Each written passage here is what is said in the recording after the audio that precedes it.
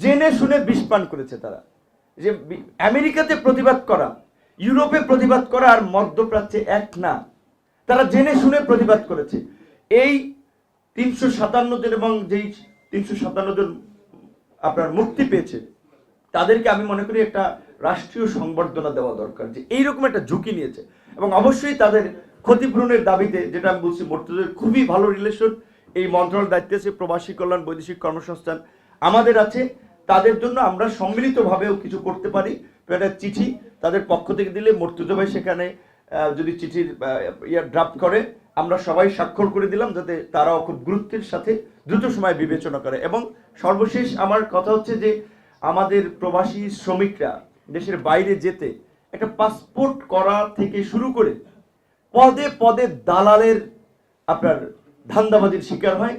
এবং সবচেয়ে বড় কথা হচ্ছে যেখানে 1 থেকে 1.5 লক্ষ টাকায় মালয়েশিয়া কিংবা মধ্যপ্রাচ্যে যেতে পারে, শুধুমাত্র সিন্ডিকেট করার ফলে সেটা 5 থেকে 7 লক্ষ টাকায় গিয়ে পৌঁছায়। এবং বাস্তবতা হচ্ছে এই সিন্ডিকেট সাংবাদিক হিসেবে আশরাফ কায়সার ভাই করে না, মান্না ভাই আমার মতো লোক, আমরা এই সমস্ত এই আদম ব্যবসা আমরা করি না, কিন্তু মন্ত্রীরা করে, এমপিরা করে, সরকারের ঘনিষ্ঠজনেরা করে। এই আদম ব্যবসায়ী সিন্ডিকেটের আমার মনে হয় যে এখন কবর রচনা করার সময় এসেছে। হাই মানে প্রোফাইলের লোকগুলোতে যুক্ত, কারণ এত কাঁচা টাকা বাইরে যাবে, ডলার নিচ্ছে, পয়সা নিচ্ছে। এমনকি দেশের বাইরেও কোনো সেবা পেতে হলে একটা নির্দিষ্ট সিন্ডিকেট, সালমান এফ রহমানের সাথে ইনভলভ ছিল, মোস্তফা কামাল সাহেব আপনার অর্থমন্ত্রী ছিলেন, তার প্রতিষ্ঠানের সাথে ইনভলভ ছিল। কার প্রতিষ্ঠান নাই? জাতীয় পার্টির মাসুদ সাহেব, যে মালয়েশিয়ার সিন্ডিকেটের কথা আসলো। তো এই সিন্ডিকেটটা ভাঙতে হবে, সিন্ডিকেট ভ্যানিশ করে দিতে হবে, একবার উন্মুক্ত। যদি এটা আপনার পাবলিকের জন্য উন্মুক্ত করা হয় তাহলে উন্মুক্ত পদ্ধতি যাবে। তবে আমার মনে হয় বাংলাদেশের কথা বিবেচনা করে জিটিজু পদ্ধতিতে যদি আমরা পাঠাতে পারি তাহলে সেটা সবচেয়ে বেটার হয়। কারণ অদক্ষ শ্রমিকরা কিংবা অবৈধভাবে কিছু মানে ফাঁক ফোকর দিয়ে গিয়ে নানান ধরনের ওখানেও একটা হয়রানির শিকার হয়। দরকার নেই। আমাদের যে ওভার পপুলেটেড একটা কান্ট্রি, এখন ডেমোগ্রাফিক ডিভিডেন্ড চলছে, এই তরুণদের কতক্ষণ শক্তি থাকবে? তাহলে আমাদের এই যে আরেকটা সেক্টর আরএম, যে শার্ট প্যান্ট বেচা অর্থনীতি কতদিন টিকবে? এর বিকল্প অর্থনীতিটা কি? শ্রমবাজার, আপনার মানুষ কতদিন বাইরে শ্রম বিক্রি করবে? এর বিকল্প অর্থনীতিটা কি? এইগুলো আমাদের চিন্তা করা দরকার। এই সরকার আশা করি সেই দিকে মনোযোগ দেবে। কিন্তু পরিস্থিতি যা, মানে অলরেডি 3 মাসের সরকারকে আমরা সহযোগিতা করতে চাই। আমরা তো চেয়েছিলাম যে সংবিধানের পরিবর্তন, আমরা অনেকগুলো পরিবর্তন চেয়েছিলাম, কারণ রাজনৈতিক দলগুলো 53 বছরে করে নাই। এখন আবার নানান কারণে সরকারের সাথে রাজনৈতিক দল এবং নাগরিক সমাজে একটা দূরত্ব তৈরি হচ্ছে বোধহয়, যার ফলে এখন তথ্যের গ্যাপ তৈরি হচ্ছে, কথাবার্তা পরিবর্তন হচ্ছে, আমাদেরকেও করতে হচ্ছে। বিকজ এখনই যে আমরা একটা সংস্কারের কথা বলছি, আমরা জানি না এখন এই সরকার কতটুকু করতে পারবে। আর এইটাও আমি কথাটা অনেকে পছন্দ করবে না, অনেকে রাজনৈতিকভাবেও এটার জন্য আমার বিরুদ্ধে চলে যাবে, কিন্তু এটা পরিষ্কার, এই সরকার যদি সংস্কার করতে না পারে, কোনো সরকার ওইভাবে আমরা যেটা প্রত্যাশা করি নাগরিকরা রাজনীতির বাইরে উঠে, সেটা পারবে না।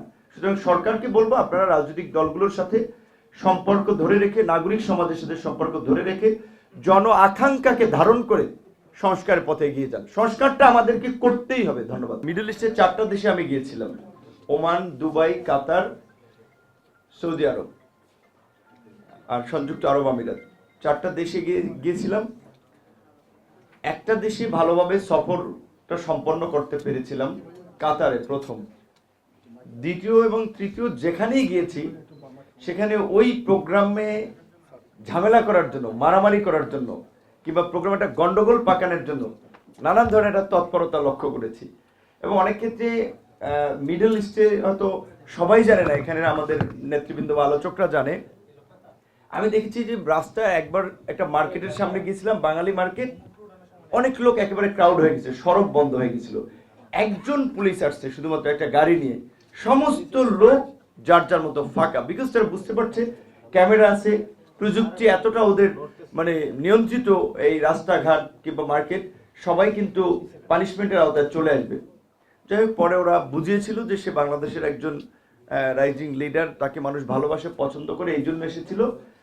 শেষ পর্যন্ত আমাকেও থানায় যাওয়া লাগবে এরকম পরিস্থিতি, তারপর কথা বলে ওরা সেটা বুঝতে পেরেছে। কিন্তু দুবাইয়ে যে ঘটনাটির শিকার হলাম, সেখানে আমার বিরুদ্ধে জঙ্গিবাদের এই কার্যক্রমের সংশ্লিষ্টতার অভিযোগ আনা হলো এবং জঙ্গিবাদের ফাইন্যান্সের সাথে জড়িত, মানে আমার সাথে যারা দেখা করেছে কিংবা এই প্রোগ্রামগুলো অর্গানাইজ করেছে, এইরকম অভিযোগ যেটা এই গণ অভ্যুত্থানের যারা প্রতিবাদ করেছিল তাদের বিরুদ্ধে যে কনসাল জেনারেল দিয়েছিল, তো মর্তুজা ভাই যেটা বলছিলেন এবং অনেকে বলছেন তাকে দেশে আনা হয়েছে। আমরা অনেক কর্মকর্তা জানি, শুধুমাত্র এরকম একজন জামাল হোসেন না, বাংলাদেশেও থেকেও আইন শৃঙ্খলা বাহিনীর মধ্যে থেকেও সেম টোনে, যেই টোনটা ওবায়দুল কাদেররা কথা বলতো, হাসান মাহমুদ কথা বলতো, কথায় কথায় মানুষকে স্বাধীনতা বিরোধী ট্যাগ দেওয়া, মৌলবাদী ট্যাগ দেওয়া এবং জঙ্গিবাদের সাথে সংশ্লিষ্ট এরকম ট্যাগ দেওয়া।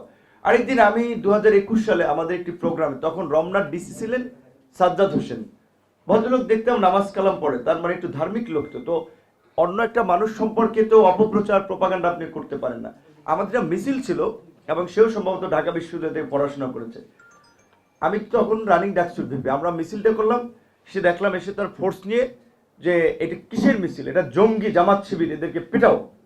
মানে এই যে একটা ট্যাগিং তারা চালু করেছিল এবং এইটাকে ন্যারেটিভ, এই ন্যারেটিভ তো এই সরকারের সাথে যারা সংশ্লিষ্ট ছিল, বিশেষ করে একদল অন্ধ অনুসরণকারী, তারা কিন্তু সর্বত্র এই ট্যাগিং দিয়ে মানুষকে নানানভাবে হয়রানি নাজেহাল করেছে। এবং সবচেয়ে দুঃখজনক হচ্ছে এই যে আমাদের দেশের প্রবাসী, তারা আমার দেশের মানুষ, তাদের বিরুদ্ধে যখন আমি কমপ্লেন দেই যে তারা জঙ্গি, উগ্র, স্বাধীনতা বিরোধী, তাহলে সে পাসপোর্ট নিয়ে কিভাবে দেশের বাইরে গেল, তাহলে তার পাসপোর্টটা কিভাবে ছিল, এইটা ওই দেশে আমাদের ভাবমূর্তি ক্ষুণ্ণ হয় না?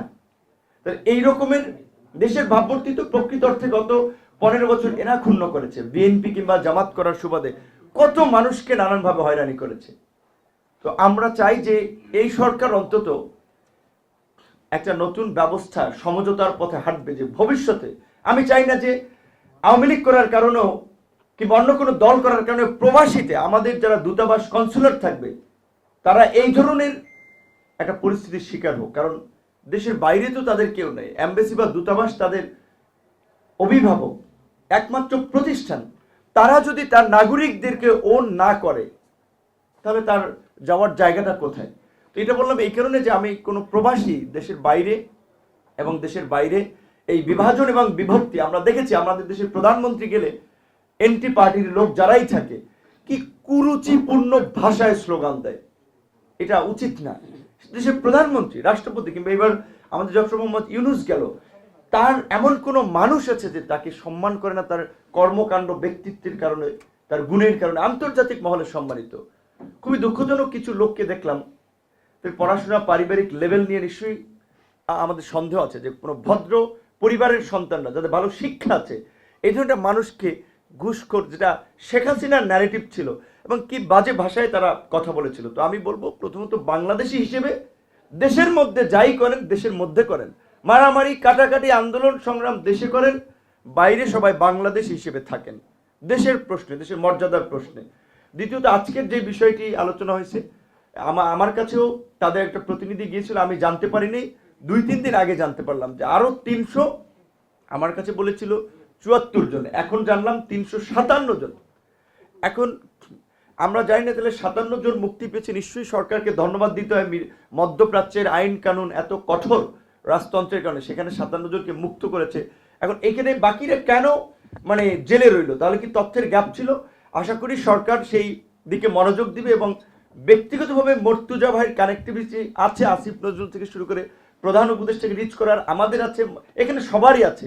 কাজে আমরা সবাই আমাদের জায়গা থেকে সেই প্রচেষ্টাটা চালাবো।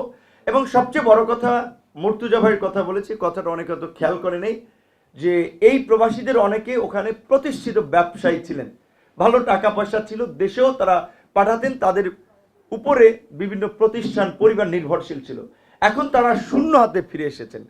সুতরাং আমরা যদি এই আন্দোলনের অংশগ্রহণকারীদেরকে দ্বিতীয় মুক্তি সংগ্রামের লড়াকু যোদ্ধা হিসেবে স্বীকৃতি দেই, শহীদদেরকে আমরা স্মরণ করি, আহতদের আমরা স্মরণ করি, তাহলে এখন যারা বেঁচে আছে তাদেরকেও তো আমাদের মানে আমলে নেওয়া দরকার।